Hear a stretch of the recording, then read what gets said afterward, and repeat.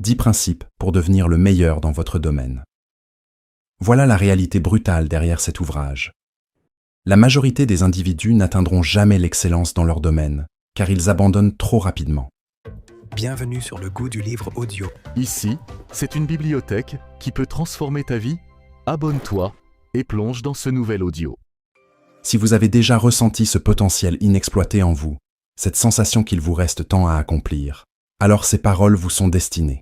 La réussite n'est jamais le fruit du hasard. Elle découle de principes directeurs qui façonnent votre manière de travailler, de penser et d'agir quotidiennement. Il ne s'agit pas de recettes magiques ni de promesses illusoires. Il s'agit de ce qui fonctionne véritablement.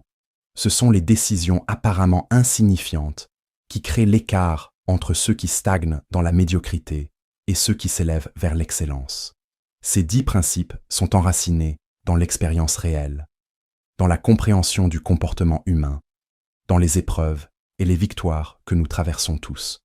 Si vous en avez assez de gaspiller votre temps, si vous refusez de vivre en dessous de vos capacités, ce livre vous offre la direction à suivre. Pas un jour futur. Maintenant même. Premier principe. Prenez la décision d'être le meilleur et assumez ce choix. Lorsqu'un homme ou une femme décide d'atteindre l'excellence dans un domaine, l'existence se transforme. Ce n'est pas un souhait vague. Ce n'est pas une vague espérance. C'est une décision ferme. Cette décision possède un poids considérable. Elle implique des responsabilités. Elle vous propulse en avant et façonne chacune de vos actions, du réveil jusqu'au coucher. Beaucoup de personnes dérivent dans l'existence sans jamais vraiment choisir. Elles tentent un peu ici, un peu là, attendant qu'un élément extérieur décide pour elles. Voilà pourquoi tant d'individus ne dépassent jamais l'ordinaire. La véritable différence commence à l'instant où vous affirmez avec conviction « Je serai le meilleur et j'assume pleinement cette décision ». La puissance de ce choix réside dans la clarté qu'il procure. Sans décision, vos journées se dispersent dans multiples directions. Vous papillonnez, vous tentez mollement, vous fournissez des efforts quand c'est facile. Puis, vous reculez quand c'est difficile. Mais une fois que vous décidez, l'hésitation s'amenuise. Les distractions perdent leur emprise. Vous commencez à distinguer ce qui compte vraiment et vous agissez intentionnellement. La psychologie humaine nous enseigne que la clarté oriente les comportements. Lorsque votre esprit croit la décision irrévocable, il aligne chaque pensée et chaque action pour la concrétiser. Réfléchissez au moment de votre vie où vous étiez absolument certain. Peut-être aviez-vous décidé d'obtenir votre diplôme coûte que coûte. Peut-être aviez-vous décidé de subvenir aux besoins de votre famille. Peut-être aviez-vous décidé de perdre du poids ou d'abandonner une habitude néfaste. Cette certitude a changé votre comportement du jour au lendemain. Vous avez cessé de négocier avec vous-même. Vous ne vous demandiez plus chaque jour si vous deviez ou non. Vous saviez. Vous aviez choisi. C'est ainsi que cela fonctionne pour devenir le meilleur. Ce n'est pas d'abord le talent. Ce n'est pas la chance. Ce n'est pas les opportunités. C'est cette décision profonde de vous élever au-dessus de la moyenne et d'en payer le prix. Assumer le choix est aussi important que de le prendre. Beaucoup affirment vouloir la grandeur, mais lorsque la pression arrive, ils cherchent quelqu'un ou quelque chose à blâmer. Ils disent que le patron ne les a pas remarqués, que l'économie était difficile, que leurs amis les ont freinés ou que le moment n'était pas opportun. Mais ceux qui assument leur choix ne déplacent jamais la responsabilité vers l'extérieur. Ils comprennent le poids de la décision. Ils acceptent qu'être le meilleur exigera des sacrifices. Ils acceptent que la discipline ne soit pas commode. Ils acceptent que les longues heures testeront leur patience. Ils assument aussi bien les récompenses que les difficultés. Cette appropriation forge le caractère. Elle construit la confiance en soi. Elle fait de vous quelqu'un de fiable à vos propres yeux. Être le meilleur ne commence pas par la compétence. La compétence se développe plus tard. Cela commence par le choix de ne pas vous contenter de peu. La psychologie nous montre que lorsque vous créez une identité autour de l'excellence, vos actions commencent à correspondre à cette identité. Si vous vous qualifiez de médiocre, vous vous comportez médiocrement. Si vous vous qualifiez d'apprenant, vous continuez à chercher la connaissance. Et si vous vous qualifiez de meilleur, vous vous tenez à des standards qui vous poussent à vous dépasser. Ce n'est pas de l'arrogance. C'est de l'alignement. Vous choisissez qui vous êtes. Puis vous soutenez ce choix par une action cohérente. Certains diront que décider d'être le meilleur est irréaliste. Ils craignent la déception. Ils croient qu'il est plus sûr de viser bas et d'éviter la douleur de l'échec. Mais pensez au coût de cette croyance. Si vous choisissez de ne pas être le meilleur, alors vous acceptez d'être moins que ce que vous pourriez être. Vous acceptez le regret. Vous acceptez la médiocrité. Ce choix a aussi un coût, et il est plus lourd à long terme. Les êtres humains s'épanouissent lorsqu'ils poursuivent la maîtrise, lorsqu'ils ressentent la progression, lorsqu'ils savent qu'ils donnent tout. La douleur de l'effort est temporaire. La douleur du regret persiste. Une fois que vous décidez, vous devez protéger cette décision quotidiennement. Le monde est rempli de bruit. Les opinions viendront de toutes parts. Certains vous diront que vous travaillez trop dur. D'autres affirmeront que vous n'avez pas assez de talent. Certains suggéreront que vous abaissiez vos standards pour vous intégrer. Le test consiste à savoir si vous restez ancré dans votre décision. La psychologie a prouvé que la cohérence d'identité est puissante. Lorsque vous avez déclaré publiquement qui vous êtes et ce que vous visez, vous vous battez plus fort pour y rester fidèle. C'est pourquoi assumer le choix importe tant. Vous l'énoncez, vous y croyez, et vous refusez de reculer face aux défis. Pour être le meilleur, vous devez également accepter que la comparaison soit naturelle, mais non dominante. Vous verrez d'autres personnes avec des avantages. Vous verrez d'autres gagner rapidement. Vous pourriez vous sentir en retard. Mais assumer votre décision signifie vous engager sur votre propre chemin, indépendamment de ce que font les autres. Vous tirez inspiration d'eux, mais vous restez concentré sur votre progression personnelle. La nature humaine veut comparer, mais la discipline exige que vous vous mesuriez à vos propres standards. Chaque fois que vous vous améliorez, chaque fois que vous livrez mieux qu'hier, vous honorez votre choix. L'émotion joue un rôle énorme ici. La décision d'être le meilleur n'est pas purement logique. Elle est émotionnelle. Elle provient de ce désir profond de compter, de réaliser, de vous prouver que vous pouvez. Quand vous vous sentez fatigué, la logique seule ne vous maintiendra pas en mouvement. Mais lorsque vous vous connectez au poids émotionnel de votre décision, lorsque vous vous rappelez pourquoi vous avez choisi d'être le meilleur, votre énergie revient. Vous poussez plus fort, vous travaillez plus longtemps, vous endurez. Assumer le choix signifie rester connecté à cette force émotionnelle et l'utiliser pour alimenter une action cohérente. Pensez à ce que l'on ressent en entrant dans une pièce en sachant que vous avez donné votre meilleur. Il y a un sentiment de fierté. Vous n'avez pas besoin d'applaudissements. Vous n'avez pas besoin de reconnaissance. Vous savez, ce sentiment ne peut être acheté. Il ne peut être donné par quelqu'un d'autre. Il provient uniquement de la décision de fixer un standard élevé et de le maintenir. Et avec le temps, cette réputation grandit. Les gens vous font confiance. Ils vous admirent. Ils vous respectent parce qu'ils voient que vous suivez jusqu'au bout. Mais le respect le plus important est celui que vous gagnez pour vous-même. Vous vous regardez dans le miroir et vous aimez la personne qui vous fixe. Décider d'être le meilleur et assumer ce choix construit également la résilience. La vie vous testera. Vous ferez face à des échecs.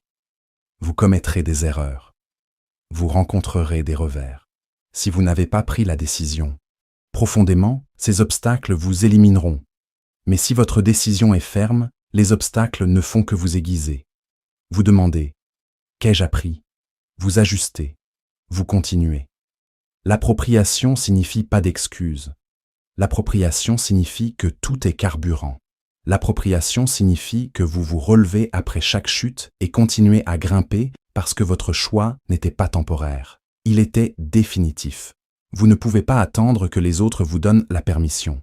Le choix doit être le vôtre. Certaines personnes attendent le bon moment, les bons encouragements, le bon soutien. Mais la vérité est que personne ne peut décider pour vous. Personne ne peut vous remettre l'excellence. Personne ne peut faire de vous le meilleur sans votre volonté. C'est pourquoi Ce premier principe compte tant. Si vous échouez à décider, aucune des autres étapes ne fonctionnera.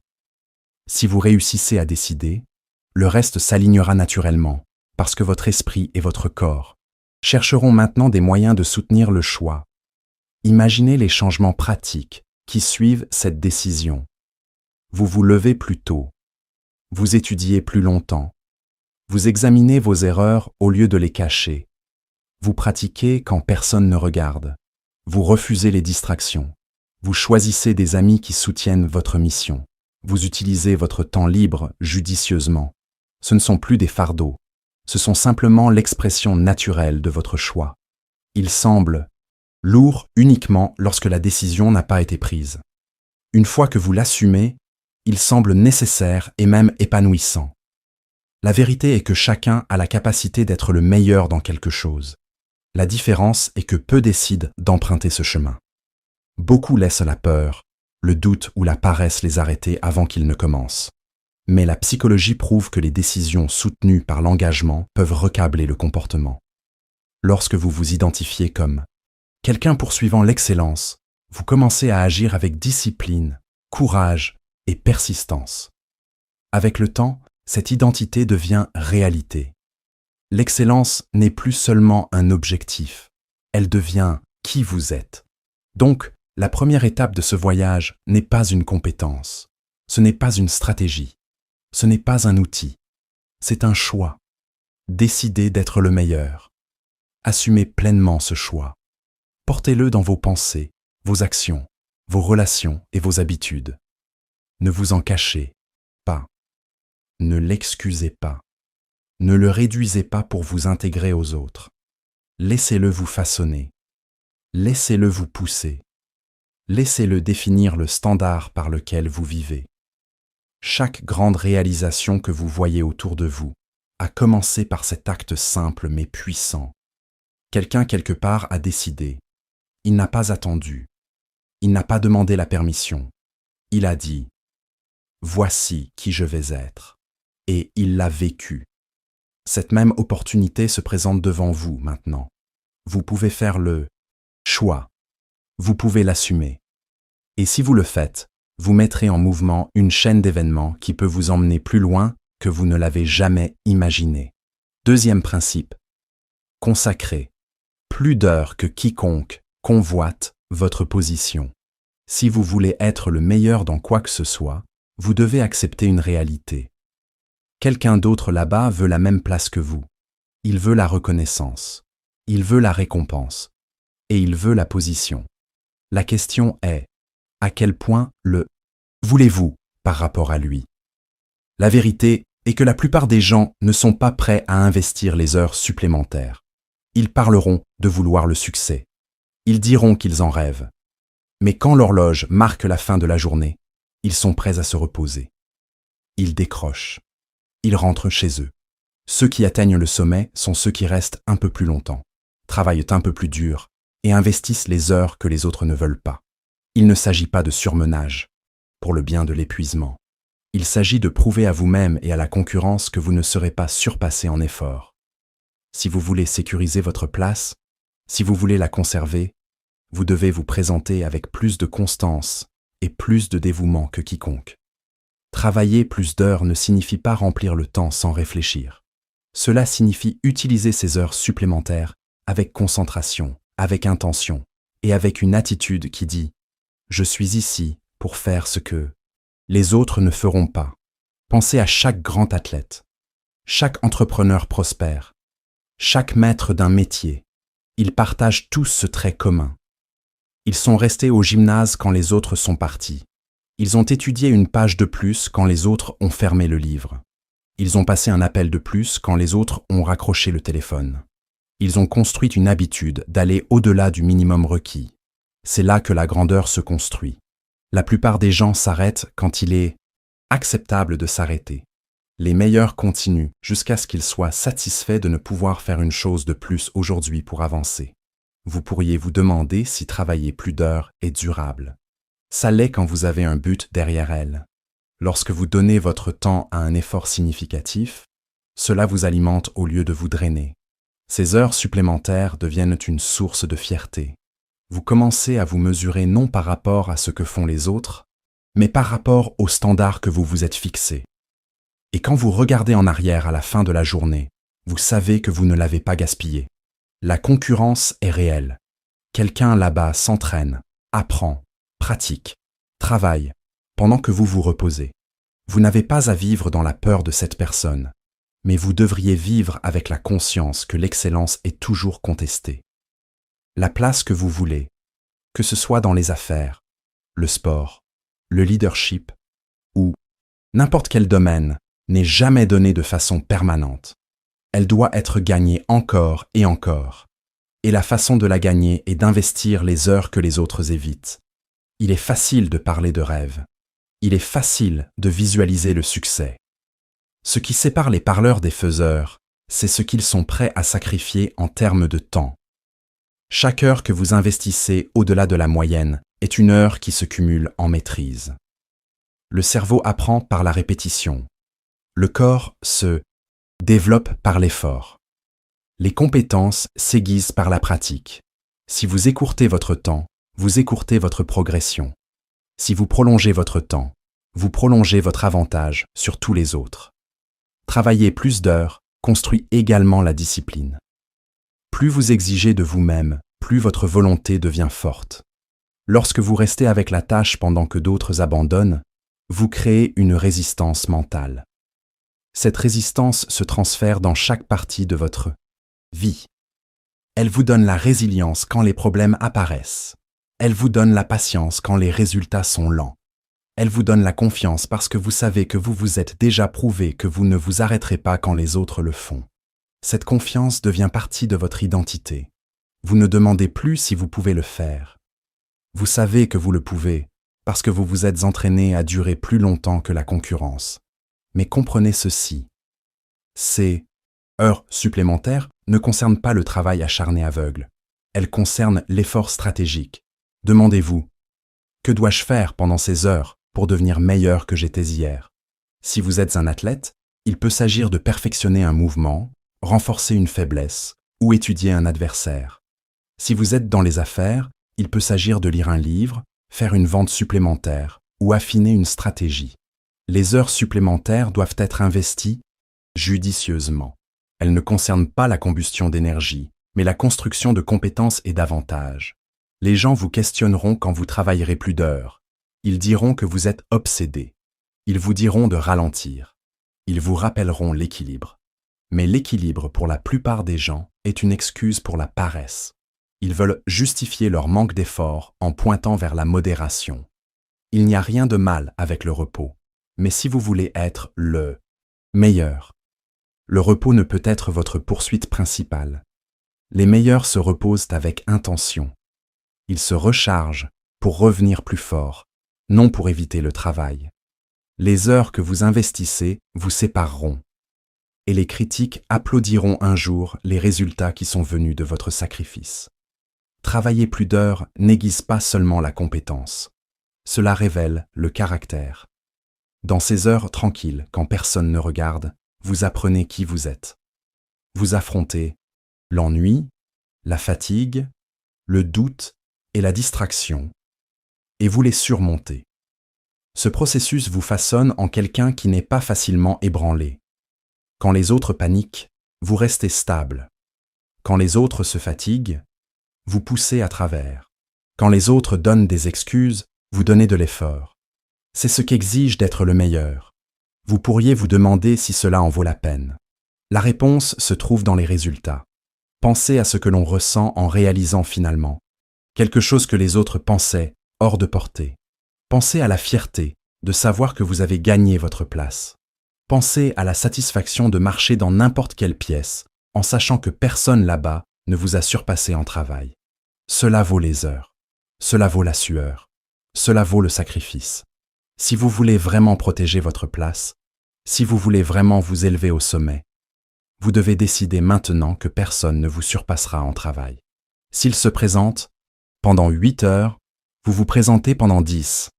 S'il pratique 3 fois par semaine, vous pratiquez tous les jours. S'il révise une fois, vous révisez 3 fois. Surpasser les autres en travail ne concerne pas la démonstration. Il s'agit de s'assurer que quand les résultats arrivent, personne ne peut dire qu'il le voulait plus que vous. Et rappelez-vous, travailler plus d'heures construit l'élan. Au début, cela semble lourd. Le corps se plaint. L'esprit résiste. Mais bientôt, cela devient votre rythme. Vous vous habituez au travail acharné. Vous commencez à avoir soif de progrès. Ces heures supplémentaires deviennent partie de votre style de vie, non une occasion spéciale. C'est alors que vous savez que vous êtes vraiment engagé. Vous ne voyez plus le travail comme une punition. Vous le voyez comme un privilège.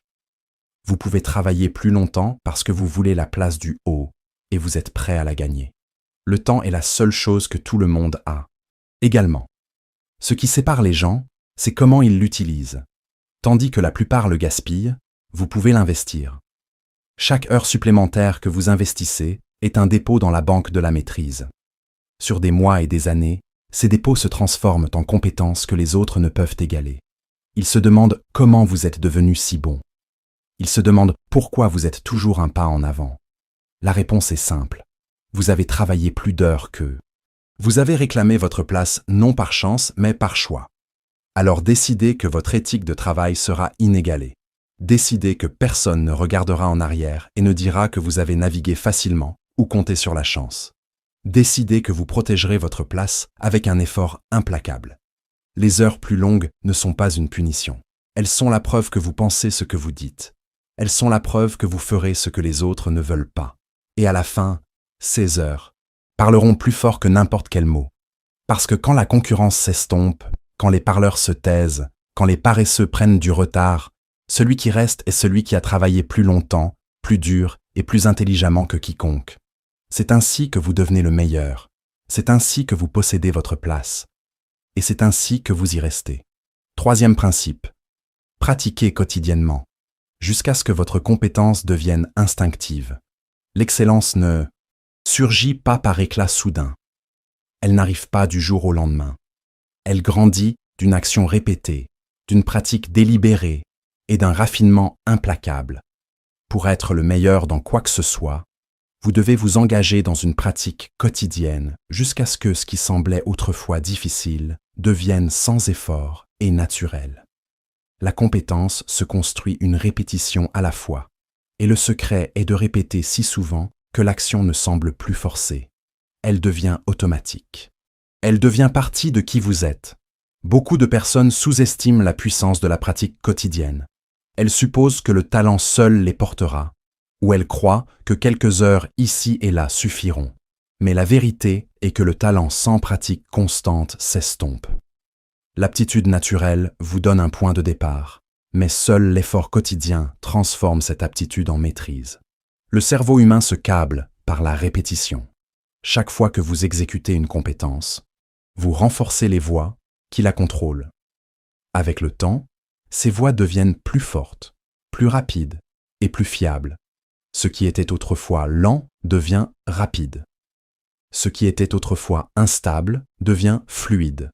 Ce qui était autrefois incertain devient instinctif. La pratique quotidienne ne concerne pas la perfection dès la première tentative. Il s'agit de se présenter chaque jour et de s'améliorer par petits degrés. Ces petites améliorations se cumulent.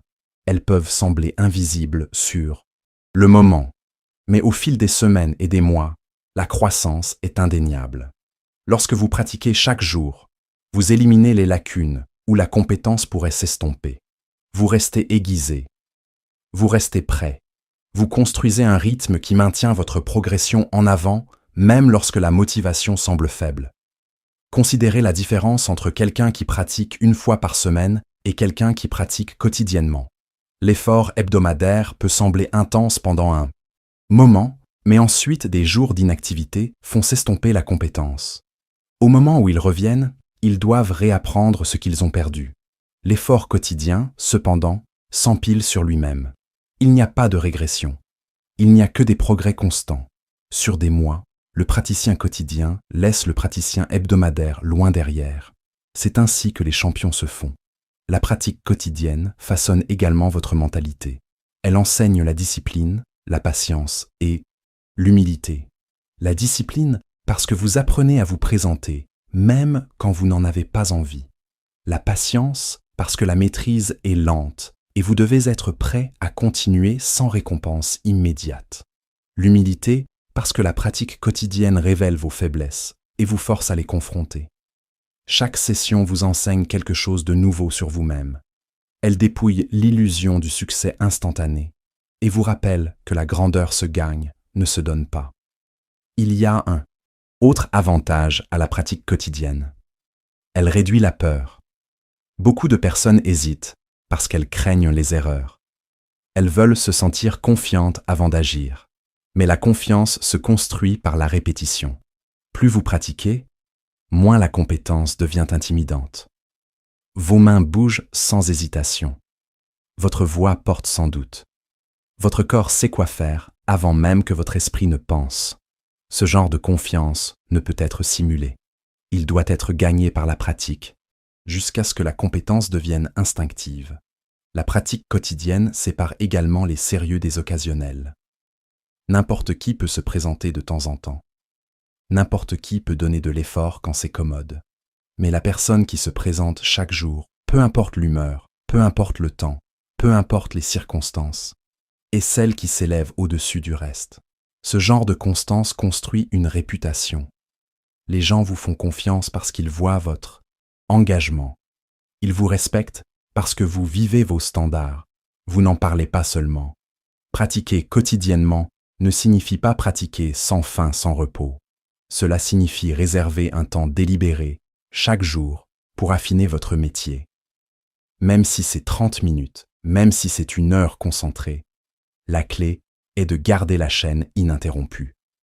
Vous ne pouvez pas vous permettre de lacunes si vous voulez la maîtrise. L'esprit humain prospère sur la constance. Brisez le rythme trop, souvent, et vous perdez l'élan. Gardez le rythme vivant et vous accélérez la croissance. La vérité est que la pratique n'est pas toujours excitante.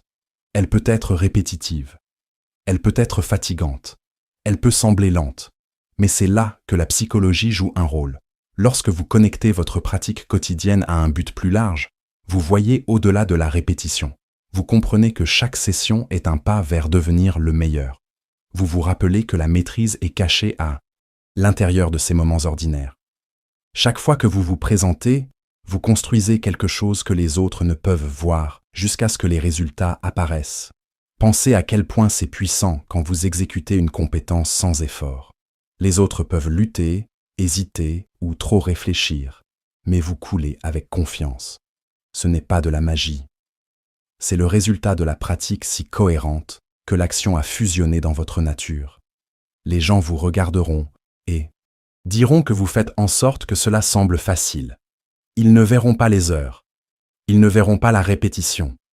Ils ne verront pas la pratique en coulisses. Mais vous saurez. Et cette connaissance vous donnera une confiance inébranlable. La pratique quotidienne construit également la résilience contre la distraction.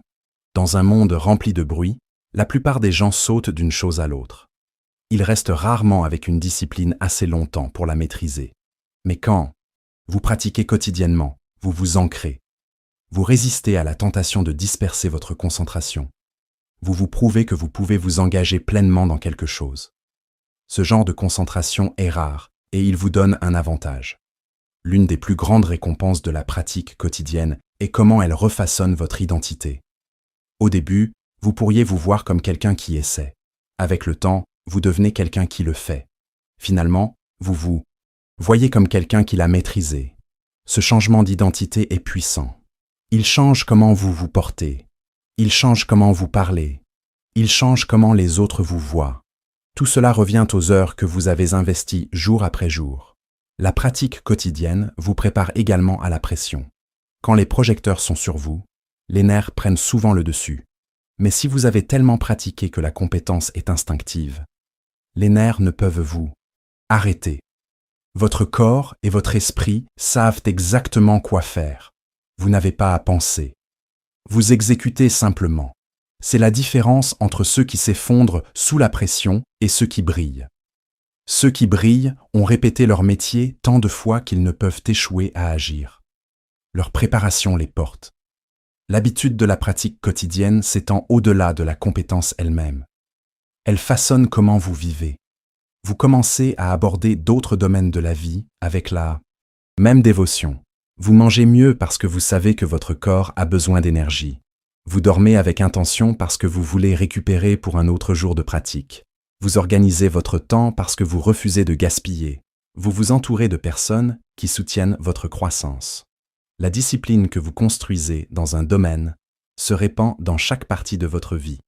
Plus important encore, la pratique quotidienne crée l'épanouissement.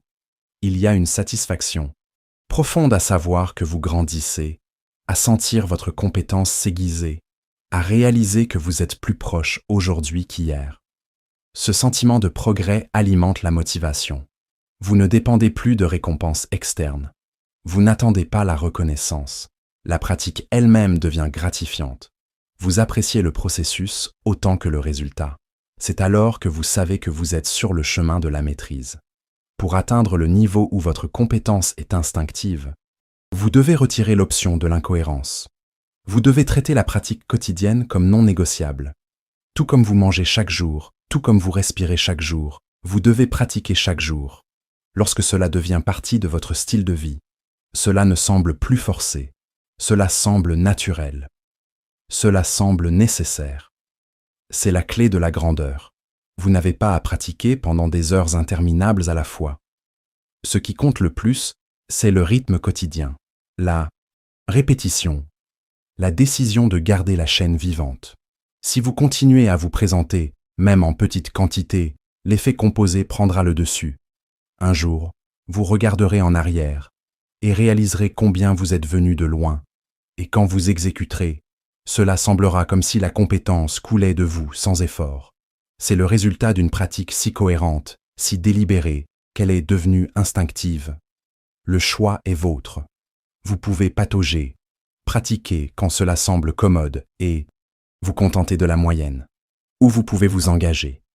Pratiquez quotidiennement et vous élever vers la maîtrise.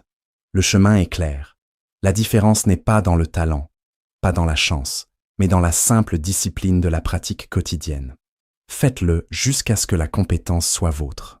Pas empruntée, pas temporaire, mais permanente. Faites-le jusqu'à ce qu'elle devienne partie de vous. C'est ainsi que vous devenez le meilleur. À ce stade de votre parcours, vous avez posé des fondations essentielles en prenant une décision claire, en investissant massivement votre temps et en pratiquant avec une régularité implacable. Maintenant, le chemin vers l'excellence exige d'affiner votre approche avec plus de précision. Les 3 prochains principes vous apprendront comment transformer votre effort brut en expertise raffinée, comment maintenir votre engagement durant les périodes difficiles, et comment mesurer méthodiquement chaque aspect de votre progression pour garantir une amélioration continue. 4e principe. Étudier les détails que les autres ignorent et gagner l'avantage caché. La différence entre le bon et le grand se trouve souvent dans les plus petits détails. La plupart des personnes voient la surface, l'évident, les grandes étapes que tout le monde regarde. Ils pratiquent les bases. Ils copient ce que font les autres et restent dans le confort de ce qui est visible. Mais ceux qui deviennent vraiment les meilleurs regardent plus, profondément. Ils remarquent ce que les autres manquent. Ils étudient les ajustements minuscules, les pièces cachées, les facteurs négligés qui façonnent silencieusement le résultat. Cet avantage caché est ce qui permet à quelqu'un de s'élever au-dessus de la foule et d'y rester.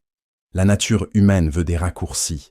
Nos esprits préfèrent se concentrer sur les aspects larges et faciles à voir du progrès, parce qu'ils sont simples à mesurer. Il est agréable de dire que nous avons travaillé dur, que nous avons travaillé longtemps, que nous avons donné notre meilleur effort. Mais l'effort sans attention aux détails laisse des lacunes. Et les lacunes sont là où les opportunités s'échappent. L'avantage caché n'est disponible qu'à ceux qui ralentissent, qui examinent attentivement, qui refusent d'ignorer ce que la plupart des gens considèrent comme sans importance. Lorsque vous décidez d'étudier les détails que les autres ignorent, vous développez une conscience plus aiguisée. Vous pensez à commencez à voir des connexions et des motifs qui étaient invisibles auparavant. Vous commencez à comprendre non seulement comment faire quelque chose, mais pourquoi cela fonctionne. Cette compréhension plus profonde vous donne le contrôle. Au lieu d'espérer que les choses se passent bien, vous savez exactement comment ajuster et améliorer. Cette conscience construit la confiance parce que vous ne dépendez plus de la chance ou du hasard. Vous pouvez créer des résultats délibérément. Pensez à n'importe quel domaine. Dans le sport, cela pourrait être l'angle du pied, le timing de la respiration, le positionnement de la main. Dans les affaires, cela pourrait être le ton de votre voix dans une négociation, la précision d'un suivi, la façon dont vous écoutez ce qui n'est pas dit. Dans les relations, cela pourrait être la pause avant de répondre, le soin que vous montrez en vous rappelant de petites choses, l'attention que vous accordez aux émotions de quelqu'un. Ce ne sont pas de grands gestes. Ce sont des actions subtiles, souvent invisibles aux autres, mais elles construisent un avantage massif lorsqu'elles sont répétées constamment. La plupart des personnes ne remarquent pas ces détails parce qu'elles sont pressées. Elles veulent des résultats rapides. Elles veulent des progrès visibles. Elles veulent des raccourcis qui semblent impressionnants. Mais si vous ralentissez et faites attention, vous réaliserez que les détails portent plus de poids que les actions de surface. La personne qui gagne n'est généralement pas celle avec le plus de talent, mais celle qui a remarqué quelque chose que les autres ont ignoré et l'a utilisé à son avantage. L'avantage caché exige également la curiosité. Vous devez être prêt à poser des questions que les autres ne pensent jamais à poser. Pourquoi cette méthode fonctionne-t-elle mieux dans une situation et pas dans une autre? Pourquoi certains réussissent-ils avec moins d'efforts, tandis que d'autres échouent malgré le travail acharné? Quel petit changement pourrait faire une grande différence dans le résultat? La curiosité vous mène à des découvertes qui restent invisibles à l'observateur occasionnel. La curiosité transforme la pratique ordinaire en laboratoire pour l'amélioration. Étudier les détails exige également l'humilité. Il faut de l'humilité pour admettre que la vue d'ensemble seule ne suffit pas. Il faut de l'humilité pour regarder votre performance et chercher des micro-erreurs, des faiblesses subtiles ou de petits défauts. L'ego veut croire que vous faites déjà tout correctement. L'humilité vous permet de décomposer vos actions en morceaux, d'examiner chacun et de reconstruire plus fort. Les meilleurs n'évitent pas la critique. Ils l'accueillent parce que chaque correction expose un détail qui peut leur donner un avantage. La psychologie montre que le cerveau filtre la plupart de ce qu'il voit et entend. Il se concentre uniquement sur ce qu'il croit important. C'est pourquoi la plupart des gens manquent les détails. Ils entraînent leur cerveau à chercher des raccourcis, à éviter la pensée difficile, à s'en tenir à ce qui est familier. Mais si vous entraînez votre cerveau à chercher des détails cachés, vous aiguisez votre concentration d'une manière que peu d'autres font jamais. Vous recablez votre attention. Vous voyez ce que les autres ne peuvent pas. Cette capacité vous rend précieux parce que vous pouvez résoudre des problèmes que les autres négligent. Il y a également un avantage psychologique, gagné, en sachant que vous avez étudié plus profondément que quiconque. Lorsque vous entrez en compétition, vous portez une confiance tranquille. Vous savez que vous vous êtes préparé non seulement avec du temps et de l'énergie, mais avec précision. Vous savez que vous comprenez des choses que vos adversaires ne remarquent jamais. Cette conscience vous donne du calme sous pression. Pendant que les autres se remettent en question, vous comptez sur les détails que vous avez maîtrisés. La confiance ne vient pas de mots vides, mais de la préparation cachée. L'avantage caché n'est pas glamour. Vous ne le publiez pas en ligne. Vous n'en vous vantez pas. Il est invisible à presque tout le monde, sauf dans les résultats. Les gens vous regarderont performer et se demanderont comment vous avez rendu cela si fluide, comment vous avez réagi si rapidement, comment vous semblez toujours préparé.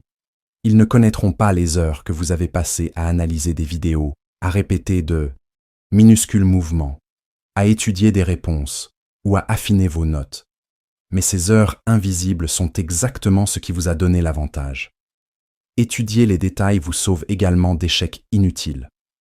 Beaucoup d'erreurs se produisent, non parce que quelqu'un manquait d'efforts, mais parce qu'il a ignoré quelque chose de petit, une étape manquée, un nombre oublié, une habitude négligée, un manque de préparation pour une situation rare. Ces petites négligences détruisent les opportunités. L'État meilleur se protège en faisant attention à chaque détail. Ils réduisent le risque d'erreurs négligentes. Ils s'assurent que rien n'est laissé non vérifié. Cette minutie les sépare des négligents et des moyens. Il est important de réaliser que la plupart des personnes n'auront pas la patience d'étudier les détails. C'est votre avantage. Le monde récompense la vitesse, l'action de surface et les raccourcis. Très peu ralentissent assez pour aller plus profondément. Mais la maîtrise appartient à ceux qui paient le prix de l'attention. Si vous vous entraînez à voir ce que les autres ignorent, vous vous élevez automatiquement au-dessus de la concurrence. Il ne s'agit pas toujours d'être plus rapide ou plus fort. Parfois, il s'agit simplement d'être plus observateur, plus préparé et plus précis.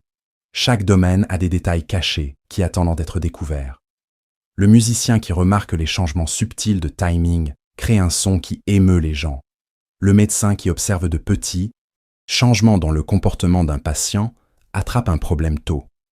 L'orateur qui prête attention au langage corporel se connecte profondément avec le public.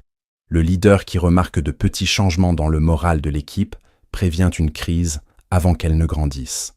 Les détails conduisent le succès dans chaque arène de la vie. Il y a également de la joie dans la maîtrise des détails. Cela vous donne un sentiment de contrôle et d'artisanat. Vous ne vous sentez plus comme un débutant, trébuchant dans le noir. Vous vous sentez comme un artiste façonnant votre métier avec soin. Chaque amélioration, peu importe sa petitesse, ajoute à votre sens de la maîtrise. Cette satisfaction construit la motivation. Vous n'avez plus besoin de récompenses externes parce que vous pouvez voir et sentir votre propre croissance. L'engagement quotidien à étudier les détails transforme votre identité. Vous cessez de penser comme la moyenne. Vous commencez à penser comme un expert. Vous commencez à vous tenir à des standards plus élevés. Vous ne vous contentez plus du bon. Vous savez que la grandeur est cachée dans les petites choses et vous êtes prêt à faire ce qu'il faut pour les trouver. Cette mentalité seule vous place devant la plupart des personnes, parce que la plupart ne se soucieront jamais assez d'aller si profondément. Au début, étudier les détails peut sembler accablant. Il y a tant de pièces, tant de choses à remarquer. Mais avec le temps, cela devient naturel. Vos yeux s'aiguisent. Votre conscience s'étend. Vos instincts deviennent plus forts. Vous commencez à attraper des choses instantanément qui passaient autrefois inaperçues. Ce processus construit la maîtrise, et la maîtrise apporte la liberté. Vous n'êtes plus lié par une compréhension de niveau surface. Vous pouvez vous adapter, innover et diriger avec précision. L'avantage caché n'est pas une découverte unique. C'est un style de vie. C'est l'habitude de poser plus de questions, de faire plus attention, de creuser plus profondément et de refuser de négliger les petites choses. C'est le standard par lequel vous vivez, sachant que les détails minuscules séparent l'ordinaire de l'extraordinaire. Lorsque vous faites de cela votre mode de vie, vous ne craignez plus la concurrence. Vous l'accueillez parce que vous savez que vous êtes préparé de manière qu'ils ne le sont pas. Chaque personne qui a jamais atteint les plus hauts niveaux de succès avait ce trait. Ils ont étudié plus dur. Ils ont observé plus longtemps. Ils ont raffiné sans fin. Ils ont remarqué des détails que les autres ont balayés de côté. C'était leur avantage. Cela peut être votre avantage aussi. Décidez aujourd'hui que vous ne ferez pas seulement l'évident. Vous regarderez plus profondément, étudierez de plus près et gagnerez l'avantage caché qui vous élève au-dessus du reste. Parce qu'à la fin, ce n'est pas le plus bruyant, le plus fort ou le plus talentueux qui reste au sommet. C'est celui qui a prêté attention quand les autres ne l'ont pas fait. C'est celui qui a étudié les détails que les autres ont ignorés. C'est celui qui a gagné l'avantage caché et ne l'a jamais laissé partir. 5e principe. Poussez. Plus fort dans les moments ennuyeux, où la plupart abandonnent. La plupart des personnes pensent que le succès se perd dans des échecs dramatiques. Mais en vérité, il s'échappe dans les moments ennuyeux, dans les répétitions ternes, dans les jours où rien d'excitant ne se produit. Ce sont les moments où la majorité ralentit, se distrait ou abandonne complètement. La différence entre ceux qui s'élèvent au sommet et ceux qui restent moyens est comment ils gèrent l'ordinaire. Les champions sont ceux qui poussent plus fort quand le travail semble terne, quand le progrès semble invisible et quand chaque partie d'eux veut arrêter. L'esprit humain aspire à la nouveauté. Nous voulons la stimulation, la variété et l'excitation. C'est pourquoi tant de personnes commencent des projets pleins d'énergie puis les abandonnent quand le travail s'installe. Au début, tout semble frais. La motivation est haute. Mais une fois que les routines deviennent répétitives, l'ennui s'installe. La personne moyenne interprète cet ennui comme un signal pour arrêter. Elle suppose que si cela semble terne, cela ne doit plus fonctionner. Mais la vérité est que ces moments ennuyeux sont là où la maîtrise se construit. Pousser plus fort dans cet espace est ce qui crée la séparation. Si vous voulez être le meilleur dans quoi que ce soit, vous devez comprendre que la répétition n'est pas l'ennemi. C'est la fondation. Faire la même chose encore et encore n'est pas une perte de temps. C'est comment votre cerveau se câble pour l'excellence. Les moments ennuyeux sont les briques invisibles qui construisent le mur du succès. Chaque fois que vous résistez à l'envie d'abandonner, vous placez une autre brique.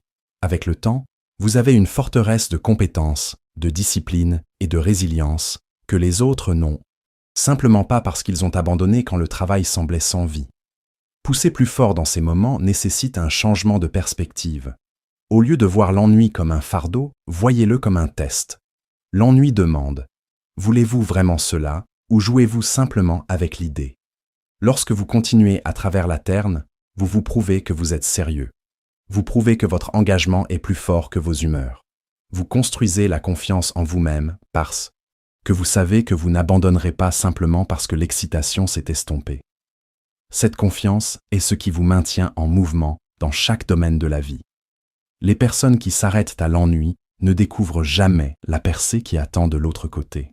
Le progrès se cache souvent juste après le point où vous voulez abandonner. Les muscles grandissent dans les dernières répétitions, pas les premières. L'apprentissage réel se produit après que l'enthousiasme initial s'est dissipé. L'amélioration cachée arrive lorsque vous continuez à pratiquer longtemps après que le frisson est parti.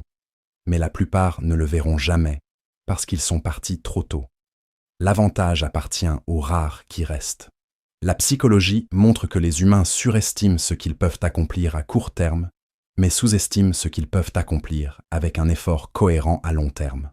Les moments ennuyeux semblent inutiles parce qu'ils ne produisent pas de résultats instantanés. Mais empilés sur des semaines et des mois, ces moments créent la transformation. Le cerveau s'adapte, le corps change et la compétence s'aiguise. Le processus est silencieux, souvent invisible, mais implacable. Et la seule façon de l'expérimenter est de continuer quand tout en vous crie pour le soulagement. Il y a également une force mentale qui grandit en poussant à travers l'ennui. Vous apprenez à vous concentrer sans stimulation constante. Vous construisez la patience. Vous renforcez la capacité de retarder la gratification. Ces traits sont rares dans un monde accro à la récompense instantanée. La personne qui peut endurer la répétition sans excitation gagne un avantage psychologique sur tous les autres. Elle n'a pas besoin de nouveautés constantes pour rester engagée. Elle peut rester avec le travail acharné jusqu'à ce que les résultats apparaissent.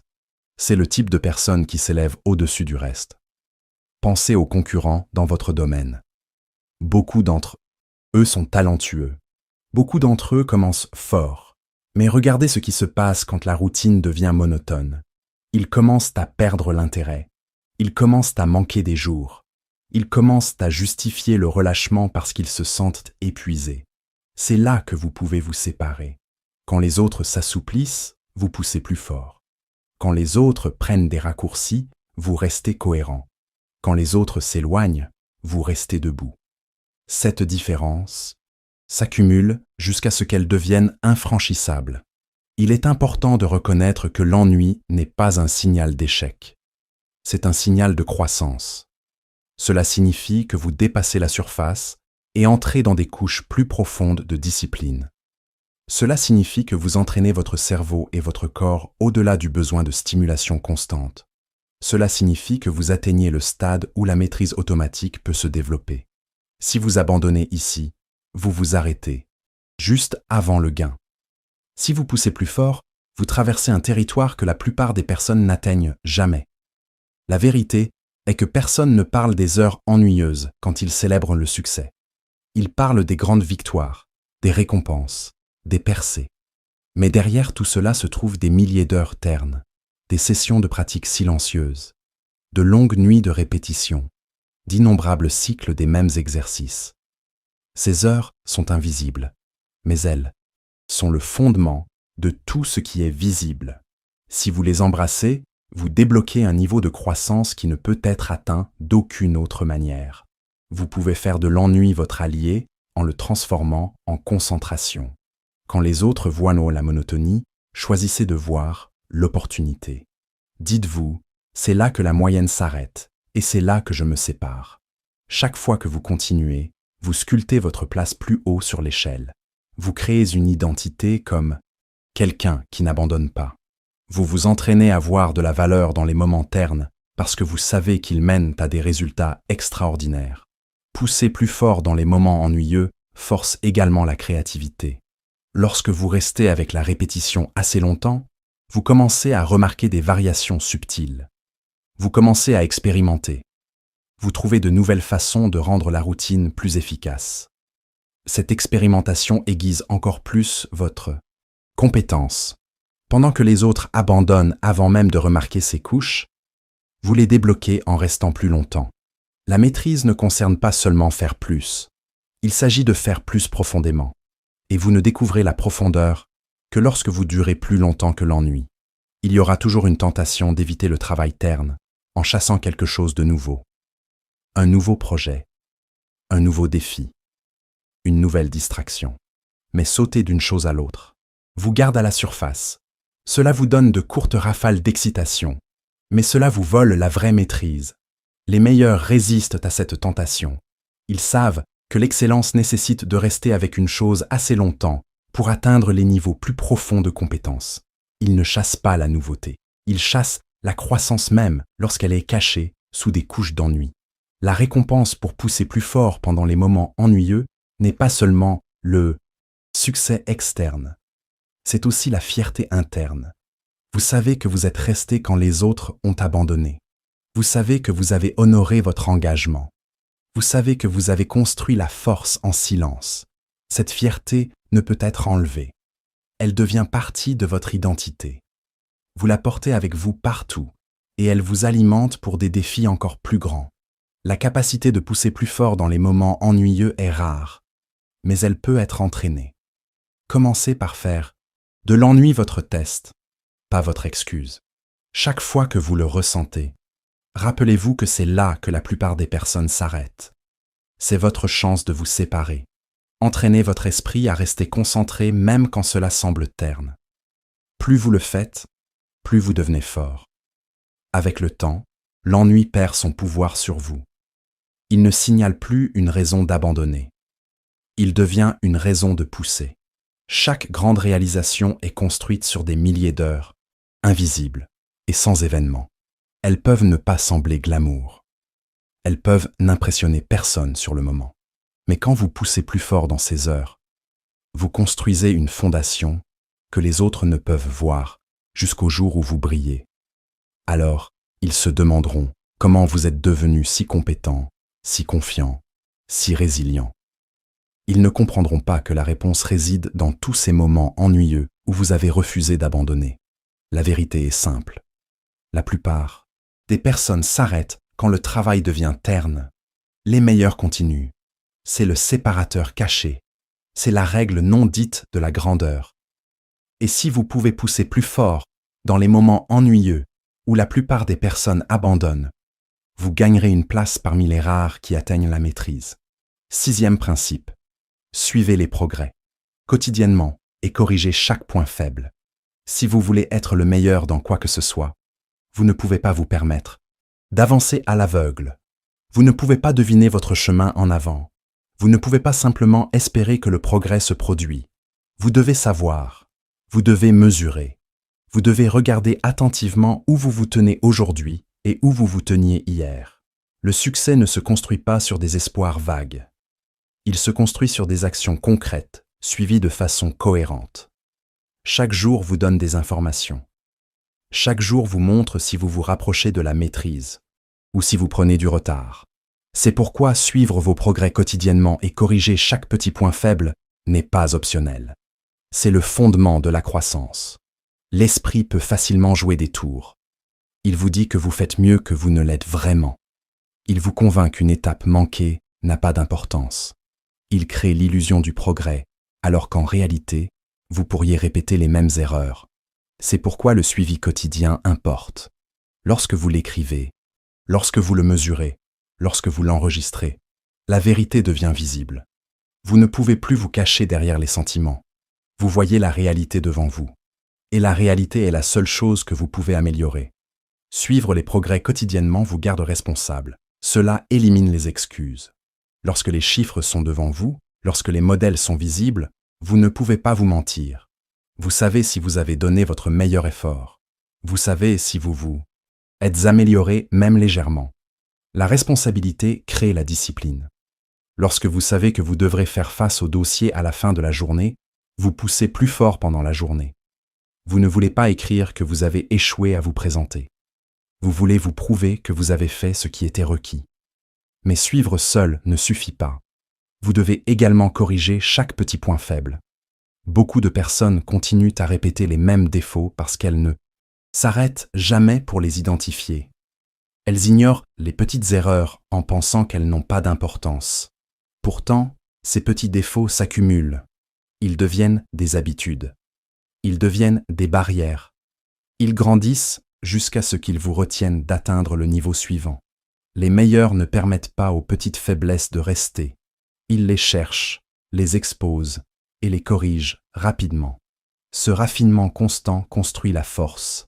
Les petits points faibles sont souvent plus faciles à corriger que les défauts majeurs. Mais la plupart des personnes les négligent parce qu'ils semblent insignifiants. Ils ne le sont pas.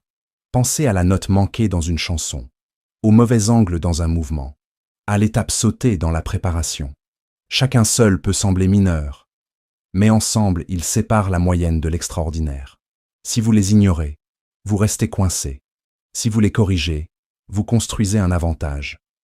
Cet avantage dans le temps se cumule en maîtrise. Suivre les progrès quotidiennement aiguise votre conscience. Cela vous force à faire attention aux détails qui autrement passeraient inaperçus. Vous commencez à voir des modèles. Vous remarquez quand votre énergie baisse, quand votre concentration dérive, quand votre performance s'affaiblit. Vous commencez à connecter les causes et les effets. Vous réalisez que certaines habitudes vous aident à améliorer plus rapidement, tandis que d'autres vous retiennent. Cette conscience vous donne le contrôle. Sans elle, vous êtes à la merci des suppositions. Avec elle, vous devenez délibéré. Il y a un avantage psychologique à suivre. Cela construit la motivation à travers le progrès visible. Lorsque vous pouvez regarder en arrière et voir combien vous êtes venu de loin, cela alimente votre volonté de continuer. Beaucoup de personnes abandonnent parce qu'elles se sentent coincées. Mais souvent, elles ne sont pas coincées. Elles ne mesurent simplement pas. Elles ne peuvent pas voir l'amélioration lente. Lorsque vous suivez quotidiennement, le progrès devient visible. Il peut être petit, mais il est réel. Et le progrès réel est le plus grand motivateur. Le suivi vous empêche également de glisser en arrière sans le remarquer. Sans mesure, le déclin peut s'installer silencieusement. Vous pensez que vous maintenez alors qu'en réalité, vous perdez du terrain. Le suivi quotidien expose le déclin rapidement.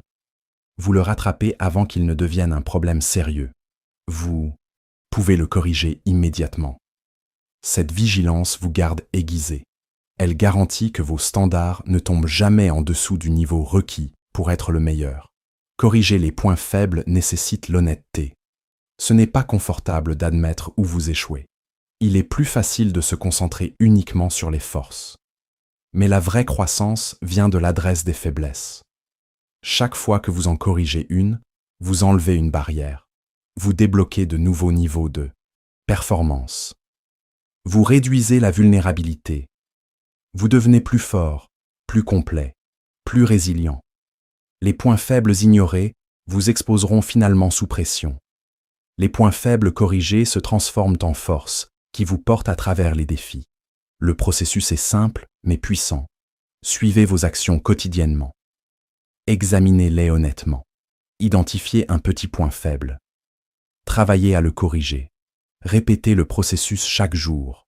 Sur des semaines et des mois, cela crée une amélioration implacable.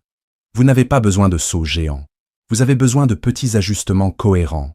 Ces ajustements se cumulent en excellence. C'est ainsi que les meilleurs se séparent. Ils améliorent plus rapidement que les autres parce qu'ils corrigent les défauts avant qu'ils ne grandissent. Beaucoup de personnes compliquent trop l'amélioration. Ils cherchent de grandes percées, des changements dramatiques, une transformation soudaine. Mais la vérité est que la grandeur se construit sur de petites corrections répétées quotidiennement. Si vous vous engagez à suivre et à corriger, vous serez étonné de combien vous pouvez grandir. Chaque jour devient une opportunité d'affiner. Chaque jour devient une chance d'améliorer un détail. Ce niveau de cohérence est imparable. Suivre les progrès enseigne également la responsabilité. Vous cessez de blâmer les facteurs externes. Vous cessez d'attendre la chance. Vous possédez les résultats parce que vous les voyez clairement. Si le progrès est lent, vous savez que c'est parce que vous devez ajuster. Si les résultats sont forts, vous savez que c'est à cause de votre effort. Cette appropriation construit la confiance. Vous cessez de vous sentir comme une victime des circonstances. Vous commencez à vous sentir comme le conducteur de votre destin. Ce changement est responsabilisant. L'acte d'écrire vos progrès construit la clarté. Les pensées sont vagues, les dossiers sont précis. Lorsque vous le voyez sur papier ou dans un graphique ou dans un journal, cela vous force à affronter la réalité. Cette clarté coupe à travers les excuses et la confusion. Elle vous montre où vous vous tenez. Et une fois que vous savez où vous vous tenez, vous savez quoi faire ensuite. La clarté réduit le stress parce qu'au lieu d'errer sans but, vous agissez délibérément. Avec le temps, suivre et corriger devient une seconde nature. Vous cessez d'y résister. Cela devient partie de qui vous êtes. Tout comme vous mangez chaque jour et dormez chaque jour, vous examinez chaque jour. Ce rythme crée l'élan. Vous ne dérivez plus à travers les semaines sans direction. Vous vivez chaque jour avec but, sachant que chaque pas fait partie d'un voyage plus large. La cohérence construit la force non seulement dans votre compétence, mais dans votre caractère. Il est important de comprendre que suivre ne concerne pas la perfection. Vous aurez des jours où le progrès est petit, ou même négatif. Ce n'est pas un échec, c'est de l'information. Lorsque vous suivez honnêtement, même les revers vous enseignent. Ils vous montrent quoi ajuster, quoi éviter, quoi changer. Chaque entrée dans votre dossier, bonne ou mauvaise, est précieuse. Tout devient carburant pour l'amélioration. Les meilleurs dans chaque domaine suivent implacablement. Les athlètes étudient leurs performances image par image. Les musiciens écoutent chaque note. Les entrepreneurs examinent chaque chiffre. Ils ne laissent pas l'amélioration au hasard. Ils mesurent. Ils analysent. Ils ajustent. C'est pourquoi ils continuent à avancer pendant que d'autres plafonnent. Vous pouvez faire de même. Vous pouvez apporter ce même niveau de discipline à votre propre voyage. Peu importe le domaine, si vous voulez vraiment vous élever au-dessus de la moyenne, vous devez vivre selon cette règle. Suivez quotidiennement. Corrigez les faiblesses immédiatement. Ne reportez pas. N'ignorez pas. N'édulcorez pas. Soyez brutalement honnête avec vous-même, mais soyez également engagé à l'amélioration. Chaque jour est une nouvelle opportunité. Chaque jour que vous mesurez, vous grandissez. Chaque jour que vous corrigez, vous renforcez. Et avec suffisamment de jours empilés ensemble, vous devenez imparable. À la fin, le succès ne concerne pas les moments dramatiques. Il s'agit de l'accumulation de petites améliorations cohérentes. Vous suivez, vous corrigez, vous répétez. Ce processus simple construit une fondation que personne ne peut ébranler. Il crée la confiance, la résilience et la maîtrise. Pendant que les autres dérivent sans but, vous avancez avec clarté et but. C'est ainsi que vous devenez le meilleur dans quoi que ce soit. Vous avez maintenant perfectionné votre approche technique à travers l'attention méticuleuse aux détails, la persévérance durant l'ennui et le suivi précis de votre évolution. Ces compétences ont forgé votre expertise et votre discipline personnelle. Mais pour véritablement dominer votre domaine et maintenir cette excellence sur le long terme, vous devez développer une intelligence relationnelle et stratégique. Les 3 prochains principes vous enseigneront comment transformer la rivalité en catalyseur de croissance, comment protéger farouchement votre attention dans un monde de distraction et comment cultiver la patience nécessaire pour atteindre la maîtrise absolue. 7e principe. Apprenez de chaque rival et transformez l'envie en carburant. Chaque personne qui atteint la grandeur affrontera des rivaux. Cela fait partie du voyage. Lorsque vous visez à être le meilleur, vous vous mettez automatiquement en compétition avec d'autres qui veulent la même chose. La présence de rivaux peut déclencher des sentiments d'envie, d'insécurité et de frustration. Ces émotions sont naturelles, mais ce qui sépare les champions du reste, c'est comment ils y répondent. La personne moyenne laisse l'envie empoisonner son esprit. Elle gaspille l'énergie à se plaindre, critiquer ou se comparer sans fin. Les meilleurs prennent cette même énergie et la convertissent en carburant. Ils apprennent des rivaux au lieu de les ressentir. Et ils transforment l'envie en impulsion qui les pousse plus loin qu'ils n'auraient pu aller seuls. Cela commence par la perspective. Au lieu de voir les rivaux comme des menaces, voyez-les comme des enseignants. Chaque rival a quelque chose à vous montrer. Ils peuvent avoir une compétence que vous n'avez pas encore. Ils peuvent avoir une éthique de travail qui surpasse la vôtre. Ils peuvent avoir des stratégies plus aiguisées ou des habitudes plus disciplinées. Au lieu de laisser l'envie vous aveugler, choisissez d'étudier. Demandez-vous, que puis-je apprendre de cette personne? Que font-ils que je peux appliquer à mon propre voyage? Cette question transforme la rivalité en croissance. Lorsque vous passez à cette mentalité, l'envie perd son pouvoir destructeur. Elle ne vous ronge plus. Elle ne vous fait plus vous sentir petit. Au lieu de cela, elle devient un signal. Chaque fois que vous sentez l'envie monter, vous savez que vous regardez quelque chose de précieux. On vous montre une lacune dans votre propre jeu. On vous donne une feuille de route pour l'amélioration. Le sentiment inconfortable devient un outil. Au lieu de vous en cacher, vous vous y penchez. Vous l'utilisez pour découvrir ce que vous devez construire ensuite. Apprendre des rivaux exige également l'humilité. Beaucoup de personnes sont trop fières pour admettre que quelqu'un d'autre est meilleur dans certains domaines. Leur ego bloque leur croissance. Mais l'humilité ouvre la porte. Lorsque vous pouvez reconnaître les forces de quelqu'un d'autre, vous gagnez le pouvoir de les adopter. Vous n'êtes plus coincé dans l'illusion de la supériorité. Vous pouvez évoluer parce que vous êtes prêt à apprendre. Les plus grands réalisateurs ne cessent jamais d'être des étudiants. Et les rivaux fournissent certaines des leçons les plus puissantes. Les rivaux vous montrent ce qui est possible. Souvent, nous sous-estimons ce qui peut être accompli. Nous nous limitons parce que nous n'avons pas vu un exemple de ce qui est vraiment possible. Mais lorsque vous rencontrez un rival qui vous surpasse, cela élargit votre vision. Vous voyez un standard plus élevé. Vous voyez la preuve que plus peut être fait. Au lieu de le ressentir, utilisez-le comme preuve. S'ils peuvent le faire, vous aussi. Cette réalisation enlève les excuses.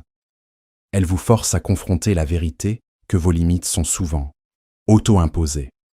Transformer l'envie en carburant consiste à canaliser l'émotion en action. L'envie seule vous draine. Elle vous rend amer. Mais lorsque vous la transformez en motivation, elle devient du feu. Vous vous dites, s'ils peuvent le faire, je peux aussi. J'étudierai, je travaillerai, je durerai et je m'élèverai. L'énergie de l'envie est puissante. Elle ne devient dangereuse que lorsqu'elle est mal utilisée. Lorsque vous la redirigez vers la discipline et l'effort, elle accélère vos progrès. Les rivaux vous gardent également aiguisés. Sans compétition, la complaisance s'installe.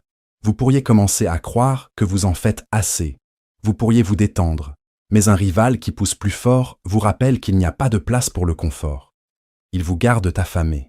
Il vous rappelle que l'excellence n'est pas une destination, mais une course qui doit être courue chaque jour. Cette pression constante est inconfortable, mais c'est également l'environnement où les meilleurs sont forgés. Vous devez également comprendre que les rivaux ne sont pas vos ennemis. Ils sont des miroirs. Ils reflètent vos faiblesses. Ils exposent les domaines que vous avez ignorés. Ils mettent en évidence les parties de vous-même qui ont besoin de croissance. Si vous pouvez accepter cette vérité, vous cessez de gaspiller de l'énergie à les haïr. Vous commencez à les remercier. Sans eux, vous n'auriez peut-être jamais poussé plus fort. Sans eux, vous seriez peut-être resté moyen.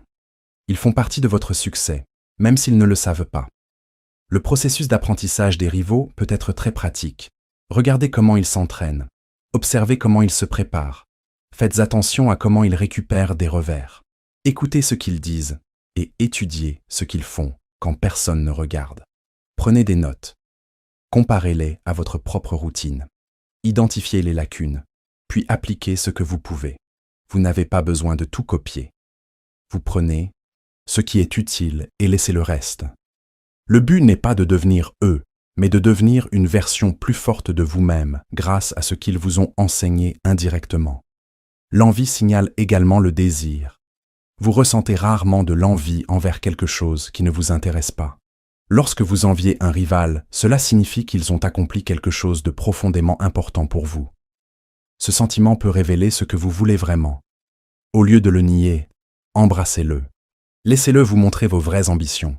Puis utilisez cette clarté pour diriger votre énergie. L'envie vous pointe vers vos propres ambitions. Ce n'est pas une malédiction, c'est une boussole si vous l'interprétez correctement. Vous devez faire attention à ne pas laisser l'envie se transformer en comparaison qui détruit votre estime de soi. Le point n'est pas de constamment vous mesurer contre les autres d'une manière qui vous fait vous sentir inférieur.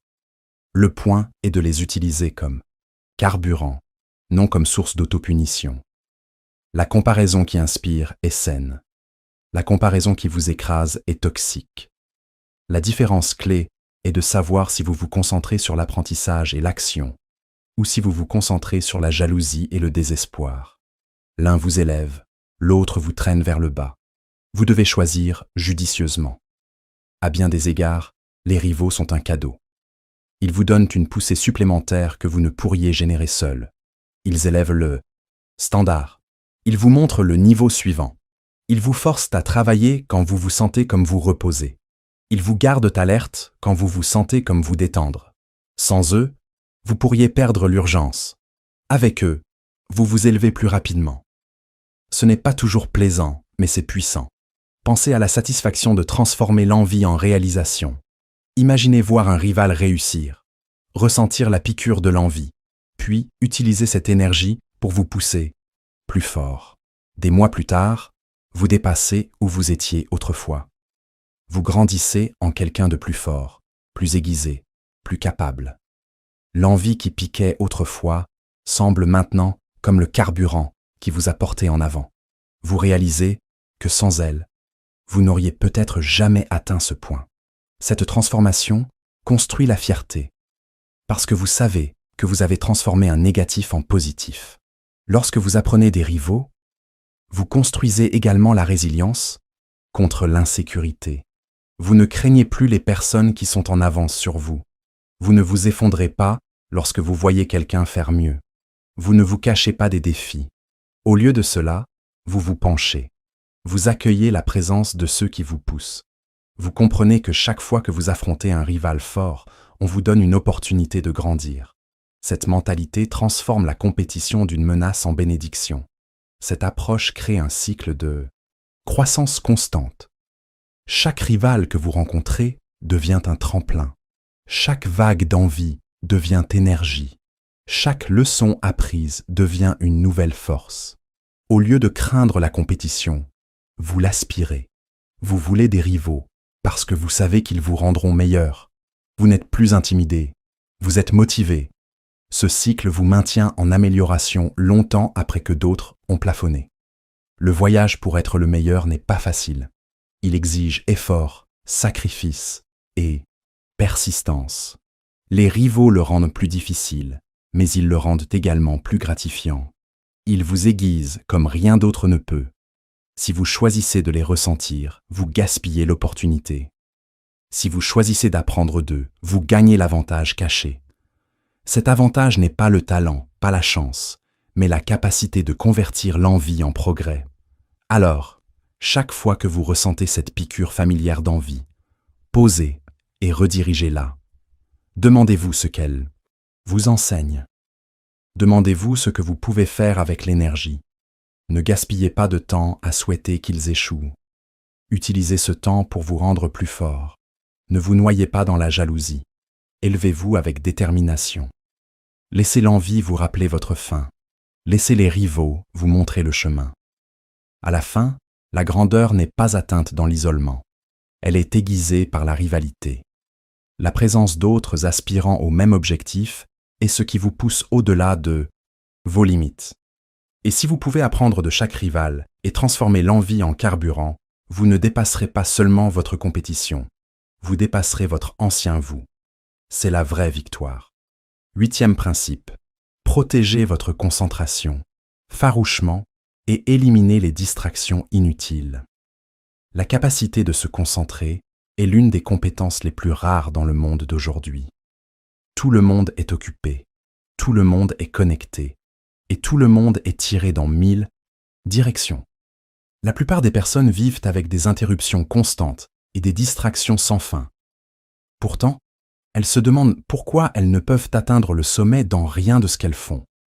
Si vous voulez être le meilleur dans quelque chose, vous devez protéger votre concentration comme si c'était la ressource la plus précieuse que vous possédez. Parce que c'est le cas. Sans elle, l'effort se disperse, le temps est gaspillé et le progrès ralentit à un rythme lent. Avec elle, vous pouvez atteindre des résultats extraordinaires en une fraction du temps. La concentration est fragile.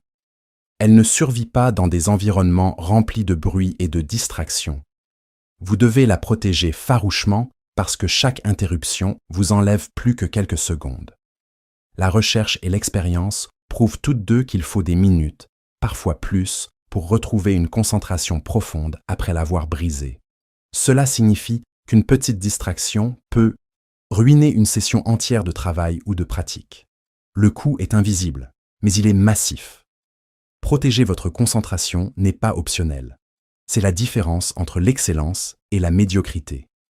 Les distractions sont partout.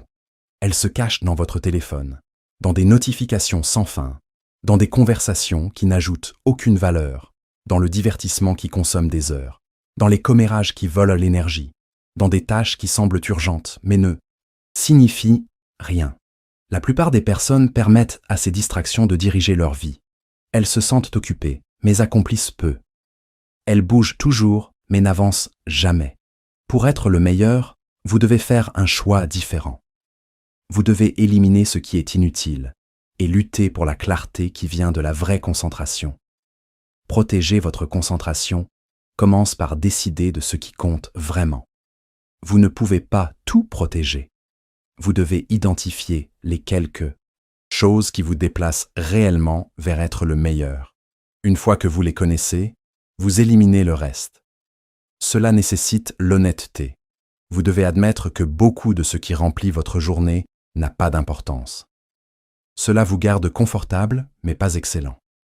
Une fois que vous le reconnaissez, vous pouvez commencer le processus d'élimination. Éliminer les distractions demande du courage parce que beaucoup d'entre elles sont confortables. Elles donnent un plaisir rapide. Elles fournissent une évasion. Elles rendent la vie plus facile. Mais le confort est l'ennemi de la maîtrise. Si vous voulez vous élever au-dessus de la moyenne, vous devez être prêt à sacrifier le confort pour la clarté. Vous devez être prêt à dire non à ce que la plupart des personnes disent oui. Chaque oui à la distraction est un non à votre avenir. Chaque non à la distraction est un oui à votre grandeur. La concentration ne consiste pas seulement à enlever la distraction. Il s'agit de construire un environnement qui soutient le travail profond. Si votre environnement est chaotique, votre esprit le sera aussi.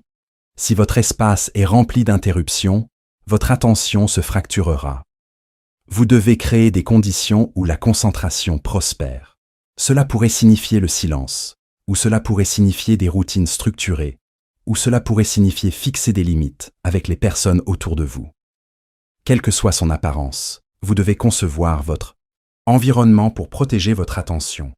Protéger votre concentration signifie également protéger votre énergie. Un esprit fatigué ne peut se concentrer. Le corps vidé de repos et de nutrition ne peut donner une attention complète. La discipline dans le sommeil, dans la santé, dans la récupération n'est pas séparée de la concentration. C'est une partie de celle-ci. Vous ne pouvez pas attendre la netteté si vous êtes constamment fatigué. Si vous voulez une concentration profonde, vous devez prendre soin de la machine qui l'a créée, votre corps et votre esprit. Beaucoup de personnes pensent que le multitâche est une force. En réalité, c'est l'un des plus grands voleurs de concentration. Passer d'une tâche à l'autre peut sembler productif, mais cela détruit la concentration profonde. Les meilleurs comprennent cela. Ils donnent toute leur attention à une tâche à la fois. Terminez-la avec qualité et passez à la suivante. De cette façon, leurs résultats sont plus nets et leur progrès est plus rapide. Protéger votre concentration farouchement signifie refuser de la diviser entre des distractions déguisées en productivité. Les distractions ne sont pas seulement externes, elles sont internes. Les doutes, les peurs, les pensées inutiles et le bruit émotionnel peuvent vous éloigner de la tâche à accomplir. Pour les éliminer, vous devez entraîner votre esprit. Vous devez apprendre à remarquer quand votre attention dérive et la ramener rapidement. La méditation, l'écriture de journal et la pratique délibérée de la conscience aiguisent cette compétence. L'esprit va errer. La question est, à quelle vitesse pouvez-vous revenir? Plus vous revenez rapidement, plus votre concentration devient forte. Protéger la concentration exige également de fixer des limites avec les autres.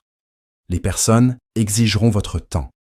Elles vous tireront dans des conversations, des tâches et des obligations qui ne servent pas votre mission. Si vous dites oui à tout, vous diluez votre attention jusqu'à ce que rien de significatif ne soit fait. Apprendre à dire non est l'une des compétences les plus puissantes que vous pouvez développer. Non n'est pas un rejet, c'est une protection. Cela protège votre temps, votre concentration et votre avenir. Éliminer les distractions inutiles ne signifie pas éliminer la joie. Cela signifie être intentionnel sur où va votre attention. Vous pouvez vous reposer. Vous pouvez profiter du divertissement. Vous pouvez passer du temps avec des amis. Mais cela doit être choisi délibérément. Cela ne peut pas être sans réfléchir. Si cela vous recharge, c'est précieux. Si cela vous draine ou vole des heures sans retour, c'est inutile. Vous devez apprendre à faire cette distinction. Lorsque vous protégez farouchement votre concentration, vos résultats changent radicalement. Les heures qui étaient autrefois gaspillées deviennent productives. Les tâches qui prenaient autrefois des jours prennent des heures. Le progrès qui semblait lent devient rapide. Vous accomplissez plus avec moins d'efforts parce que votre attention est pleinement investie. Vous avancez devant ceux qui sont constamment distraits, pas parce que vous avez travaillé plus longtemps, mais parce que vous avez travaillé plus net. C'est le pouvoir caché de la concentration.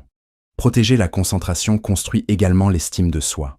Lorsque vous vous engagez envers vos priorités et les défendez contre la distraction, vous vous prouvez que vos objectifs comptent. Vous ne les traitez plus comme optionnels. Vous ne les laissez plus être interrompus par des choses triviales. Cela renforce votre identité. Vous vous voyez comme quelqu'un de sérieux, discipliné et imparable. Cette identité alimente une concentration encore plus grande, créant un cycle de succès. L'une des distractions les plus difficiles à éliminer est la comparaison. Regarder ce que font les autres peut consommer d'énormes quantités d'énergie. Vous scrollez, vous comparez, vous vous sentez en retard, vous vous sentez jaloux. Rien de cela ne vous aide. La comparaison est une distraction mentale qui vous éloigne de votre propre travail. Protéger votre concentration signifie rester dans votre voie. Vous étudiez les autres uniquement pour apprendre, non pour envier. Vous dirigez la plupart de votre attention vers vos propres progrès, parce que c'est la seule chose que vous pouvez contrôler. Protéger farouchement la concentration signifie également être prêt à ressentir l'ennui. Les distractions se déguisent souvent en soulagement de l'ennui. Lorsque le travail semble lent ou terne, il est facile d'atteindre quelque chose de stimulant. Mais cela détruit l'élan. Si vous voulez être le meilleur, vous devez vous entraîner à vous asseoir avec l'ennui et continuer à travailler. Les percées viennent souvent juste après l'étape ennuyeuse. Si vous abandonnez pour la distraction, vous les manquez. Chaque distraction éliminée est un investissement dans votre croissance. Chaque heure récupérée est un pas de plus vers la maîtrise. Les meilleurs savent que le temps et l'attention sont limités, et ils les traitent comme des trésors. Ils refusent de les gaspiller sur l'inutile. Ils les donnent seulement à ce qui compte. C'est pourquoi ils atteignent des résultats qui semblent impossibles aux autres. Ils ne sont pas surhumains. Ils sont simplement concentrés. Imaginez le pouvoir de vivre chaque jour avec une concentration complète. Imaginez la clarté de savoir ce qui compte et de lui donner toute votre attention. Imaginez combien plus rapidement vous grandiriez si vous cessiez de disperser votre énergie à travers des distractions sans signification. Cette vie est possible si vous choisissez de protéger farouchement votre concentration. Ce ne sera pas facile parce que les distractions se battront pour votre attention. Mais si vous gagnez cette bataille quotidiennement, les récompenses seront extraordinaires. Pour être le meilleur, vous devez protéger votre concentration avec tout ce que vous avez. Éliminez l'inutile. Dites non sans culpabilité. Construisez un environnement qui soutient la clarté. Entraînez votre esprit à revenir rapidement quand il dérive. Prenez soin de votre corps pour que votre attention reste nette. Vivez intentionnellement avec votre temps. Lorsque vous faites cela, vous débloquez des niveaux de productivité, de croissance et de maîtrise que peu atteignent jamais.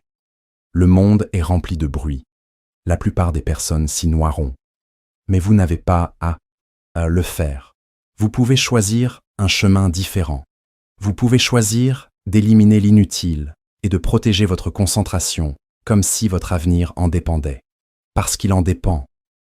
Dans ces heures de tension profonde et ininterrompue, vous créerez des résultats dont les autres ne font que rêver. C'est ainsi que vous vous séparez. C'est ainsi que vous vous élevez au sommet. Et c'est ainsi que vous devenez le meilleur. 9e principe. Maîtrisez la patience et consacrez des années à perfectionner votre art. La maîtrise ne se construit pas en jours ou en semaines. Elle n'est pas le résultat d'éclats soudains d'efforts ou d'éclairs d'inspiration. La maîtrise est le résultat d'années de dévouement patient. Un engagement constant à affiner votre art jusqu'à ce qu'il atteigne des niveaux que peu d'autres atteindront jamais. La tentation dans le monde d'aujourd'hui est de poursuivre la vitesse. Les personnes veulent des résultats rapides, une reconnaissance instantanée, des récompenses immédiates. Mais rien de durable ne vient de l'impatience. Si vous voulez être le meilleur dans quoi que ce soit, vous devez maîtriser la patience et accepter que la grandeur nécessite des années de concentration, de discipline et de pratique délibérée. La patience n'est pas une faiblesse. C'est la force sous contrôle. C'est la capacité d'endurer le rythme lent du progrès sans perdre foi dans le processus. La plupart des personnes abandonnent non parce qu'elles manquent de talent, mais parce qu'elles manquent de patience. Elles s'attendent à des résultats trop tôt. Elles mesurent le succès par des gains immédiats au lieu de la croissance à long terme. Et quand elles ne voient pas de récompense instantanée, elles abandonnent. Ceux qui maîtrisent la patience, cependant, continuent longtemps après que les autres se sont arrêtés.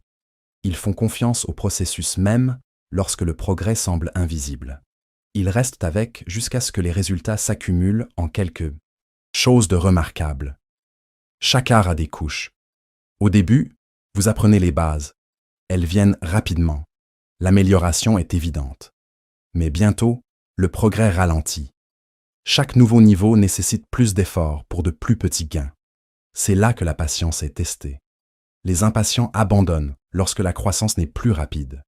Les patients acceptent que la maîtrise vit dans le travail lent, les années de répétition, le raffinement sans fin des détails.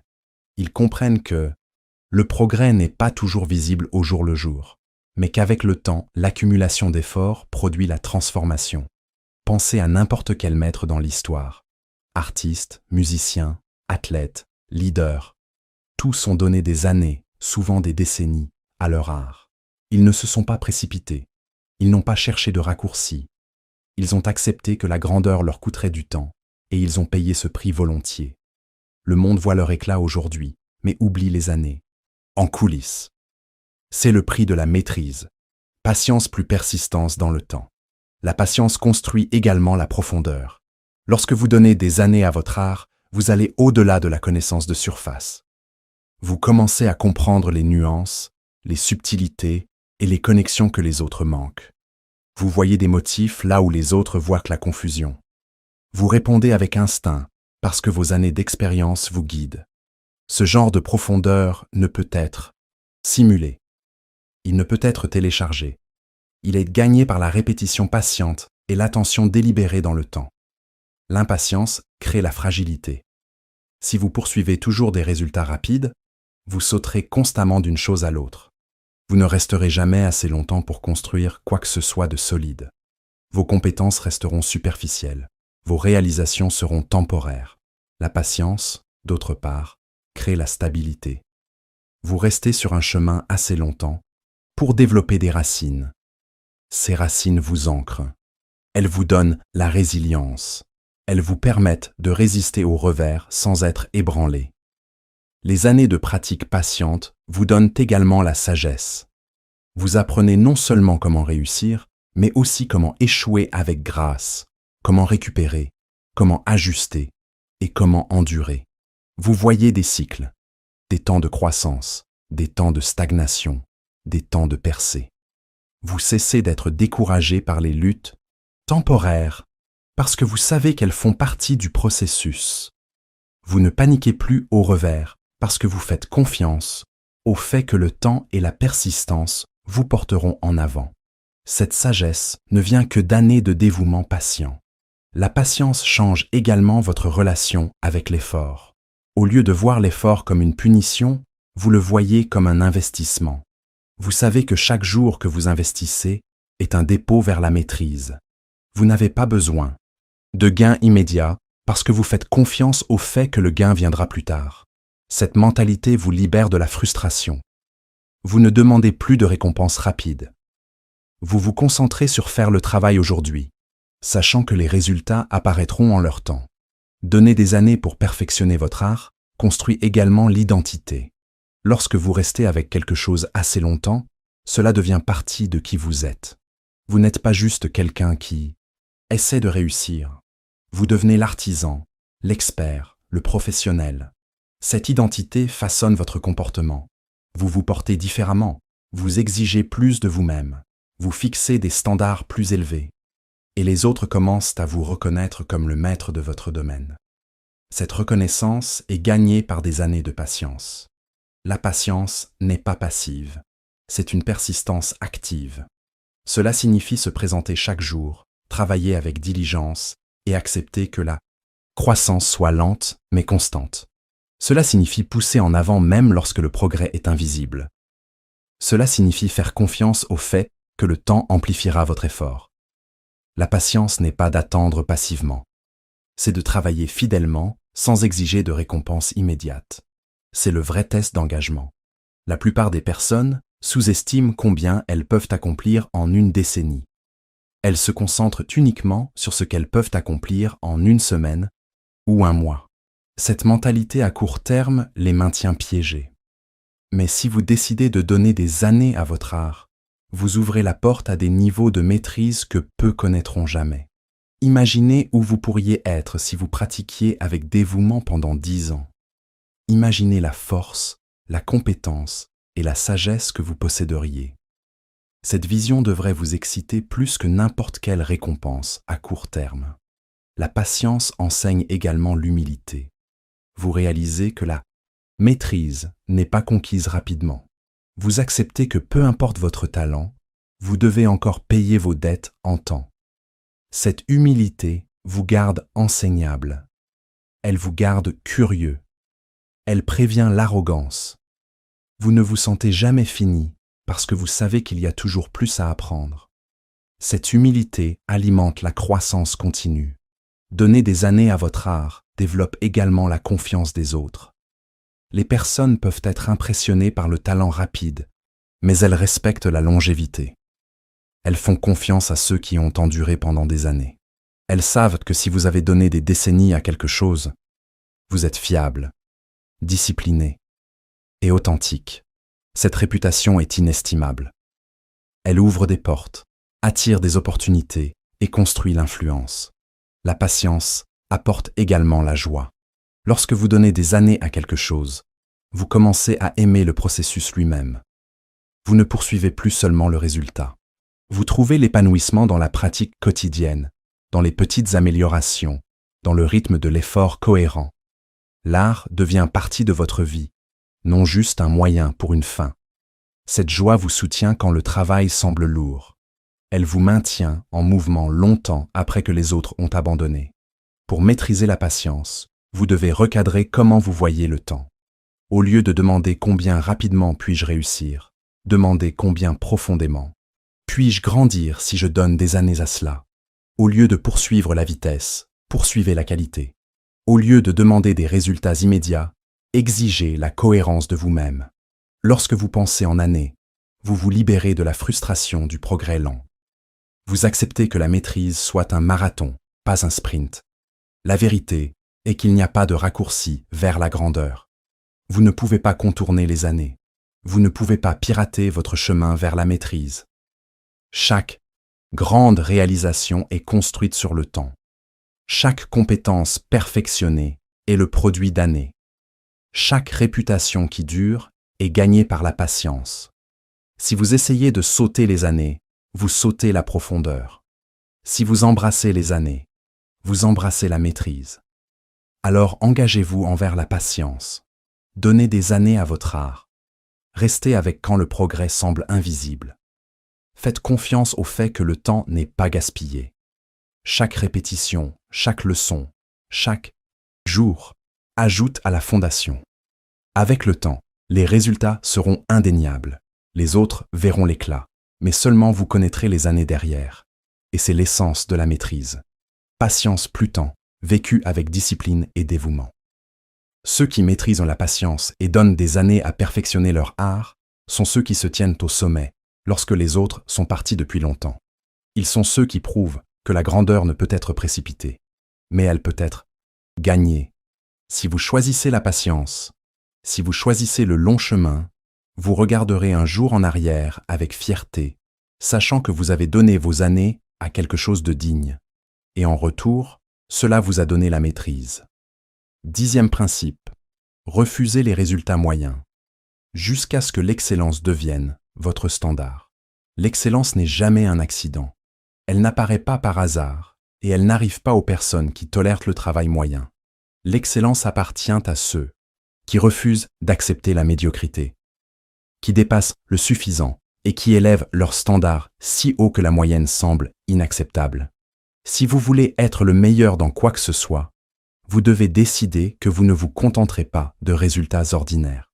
Vous devez exiger plus de vous-même que ce que les autres attendent. L'excellence doit devenir votre standard personnel, non une exception rare. La moyenne est confortable. Elle est sûre. Elle n'exige pas de risque, de sacrifice ou de longues heures. C'est pourquoi la plupart des personnes y restent. Elles se contentent de la moyenne parce qu'elle ne les étire pas. Mais le prix de la moyenne est lourd. Cela signifie vivre en dessous de votre potentiel. Cela signifie savoir que vous pourriez faire plus, mais choisir de ne pas le faire. Cela signifie échanger la fierté contre la commodité. Les rares qui s'élèvent au-dessus sont ceux qui ne peuvent supporter de vivre dans cet espace. Ils la refusent. Ils voient des résultats moyens et décident « ce n'est pas qui je suis ». Je continuerai jusqu'à ce que j'atteigne l'excellence. L'excellence est une habitude. Ce n'est pas quelque chose que vous faites de temps en temps quand l'humeur est bonne. C'est le standard que vous apportez à chaque action, chaque décision, chaque effort. Lorsque vous faites de l'excellence votre défaut, tout change. Vous cessez de produire du travail qui vous embarrasse. Vous cessez de prendre des raccourcis. Vous cessez de vous cacher derrière des excuses. Vous savez que tout ce à quoi vous attachez votre nom reflète qui vous êtes.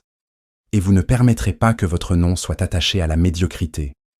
Refuser les résultats moyens construit la confiance en soi. Lorsque vous exigez constamment l'excellence, vous commencez à compter sur votre propre discipline. Vous ne vous demandez plus si vous vous présenterez pleinement. Vous savez que vous le ferez. Cette fiabilité crée la confiance. Vous entrez dans chaque défi en sachant que votre standard est plus élevé que la plupart. Cette confiance tranquille est l'un des plus grands avantages que vous pouvez porter, parce que cela signifie que vous ne vous abaissez jamais au niveau de l'effort moyen. L'excellence nécessite l'inconfort. Cela signifie revenir en arrière pour corriger des erreurs que les autres laisseraient derrière. Cela signifie répéter jusqu'à ce que le résultat soit impeccable. Cela signifie passer du temps supplémentaire quand personne d'autre ne Regarde, c'est pourquoi si peu s'y engagent. Ils ne veulent pas l'inconfort. Mais ceux qui l'embrassent créent du travail qui se démarque. Ils créent des performances qui ne peuvent être ignorées. Ils construisent des réputations qui ouvrent des portes. L'excellence brille dans chaque domaine parce qu'elle est si rare. Lorsque vous refusez les résultats moyens, vous vous distinguez immédiatement. La plupart des personnes s'arrêtent dès que le travail est acceptable. Ils disent « c'est bien ». Mais bien n'est pas excellent. Bien ne change pas les vies. Bien ne gagne pas de championnat, ne construit pas d'empire ou ne crée pas de legs. L'excellence le fait. L'excellence est ce qui fait que les autres se souviennent de votre nom longtemps après que le moment est passé. Élever votre standard à l'excellence ne concerne pas la perfection. Il s'agit de cohérence. Vous ferez des erreurs. Vous échouerez. Mais lorsque l'excellence est votre standard, même vos échecs sont plus forts que les succès de la plupart des personnes. Vous vous tenez à un niveau plus élevé. Donc votre journée moyenne produit des résultats dont les autres seraient fiers. Avec le temps, cet écart devient massif. Pendant que les autres plafonnent, vous continuez à grandir. Pendant que les autres se contentent, vous continuez à vous élever. L'excellence est également contagieuse. Lorsque vous l'exigez de vous-même, les autres le remarquent. Ils le sentent dans la façon dont vous vous portez, dans la qualité de votre travail, dans la fierté que vous prenez dans chaque détail. Vous inspirez les autres à élever leurs standards. Les personnes vous font plus confiance parce qu'elles savent que vous ne prenez pas de raccourcis. Les leaders émergent de cette façon, non par des mots, mais par des standards vécus quotidiennement. L'excellence devient votre réputation. Pour refuser les résultats moyens, vous devez être prêt à aller au-delà des attentes minimales. La moyenne vit dans le minimum. Elle dit « Quel est le moins que je peux faire et encore m'en sortir ?» L'excellence demande « Quel est le maximum que je peux donner pour créer le meilleur résultat possible ?» Ce changement change tout. Il vous déplace de la survie à la maîtrise. Il transforme votre mentalité d'éviter l'échec à poursuivre la grandeur. Les résultats moyens drainent la motivation.